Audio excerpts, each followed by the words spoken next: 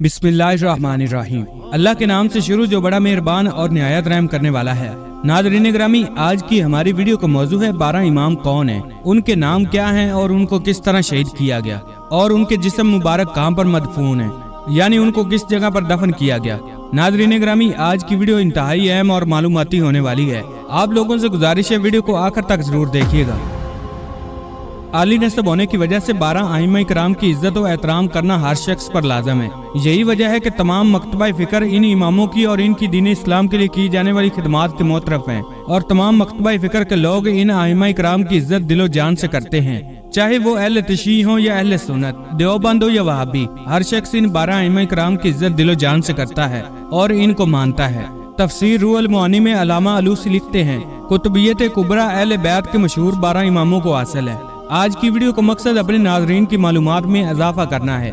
नाजरीन ग्रामी, जिस शख्सियत को पहले इमाम का रुतबा हासिल है, इनका नाम मौला अली शेर खुदा बिन अबी तालिब है, जिन्हें अल्लाह के रसूल ने इल्म का दरवाजा करार दिया।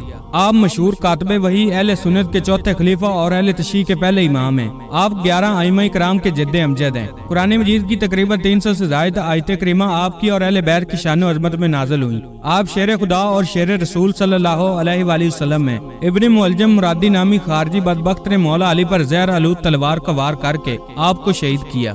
आपने 40 हिजरी माह रमजान की 21 तारीख शहादत पाई और अपने खालके हकीकी से जा मिले।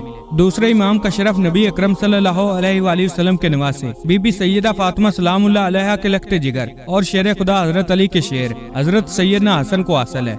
हजरत सैयदना हसन अहले सुन्नत के 5वें खलीफा माने जाते हैं। आप 6 महीने और चंद दिन तक खिलाफत के मर्तबा पर फाइज रहे। मौला हसन वो शहजादे और शेर खुदा के शेर है कि जिन्हें हमारे आका दो जहां अपना बेटा कहकर पुकारा करते थे। सैयदना इमामी हसन की शहादत के बारे में मुख्तलिफ रिवायात मुफस्सिरीन ने बयान की हैं, लेकिन ज्यादातर रिवायात में यही आता है कि आपको आपकी बीवी ने जहर दिया। इमाम हसन ने 50 हिजरी सफर की 28 तारीख को शहादत पाई। आपको जन्नतुल बकी में दफनाया गया। 12 आइम्मा इकराम में तीसरे इमाम हजरत हसन के भाई हजरत अली और हजरत फातिमा के बेटे नवासा रसूल हजरत इमाम अली मुकाम इमाम हुसैन अलैहिस्सलाम हैं। आप सैयदुल शुहदा के लक़ब से मशहूर हैं। 10 मुहर्रम 61 हिजरी को यजीद की फौज ने आपको प्यासा रखने के बाद बेशुमार तीर मारकर शहीद किया। आप करबला में ही मदफून हैं।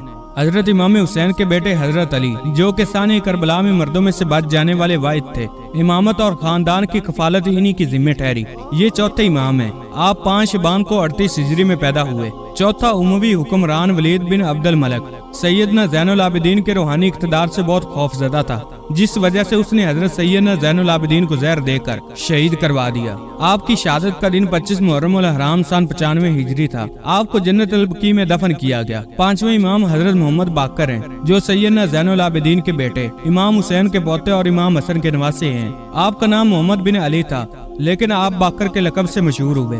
यकम रजब 57 हिजरी को आपकी पैदाइश हुई। आपकी वफात के बारे में मुख्तलिफ रिवायात मिलती हैं। इब्ने कसीर लिखते हैं कि 8वें उमवी हुक्मरान हशाम बिन अब्दुल मलक के हुक्म से आपको जहर दिया गया। 7 जिलहिज्जा 114 हिजरी कमरी में आप शहीद हुए और जन्नतुल बकी में मदफून है। सैयदना इमाम मोहम्मद बाकर के बेटे इमाम जाफर सादक अहले तशय्युअ के 6ठे इमाम, जबकि अहले सुन्नत के 2 इमामों अबू हनीफा और इमाम मालिक के उस्ताद हैं। आप 17 रबीउल अव्वल 83 हिजरी कमरी को पैदा हुए। हजरत इमाम जाफर सादक के बाद अहले तशय्युअ भी कई हिस्सों में बट गया। कुछ लोगों ने इमाम जाफर के बेटे हजरत इस्माइल की इमामत को मान लिया, जबकि कुछ लोगों ने मोहम्मद अल फतह को अपना इमाम चुना, जबकि ज्यादातर लोगों ने इमाम मूसा काज़िम को ही अपना इमाम माना। इमाम जाफर सादक बहुत बड़े आलिम दीन थे, जिनसे तकरीबन हर फिक्का के लोगों ने फैज हासिल किया और आज भी लोग इनके तसानीफ से फैज हासिल कर रहे हैं। मशहूर कीमिया दान जाबर बिन हयान भी आपके शागिर्दों में से थे। अब्बासी हुक्मरान मंसूर के हुक्म से सैयदना इमाम जाफर सादक को जहर दिया गया।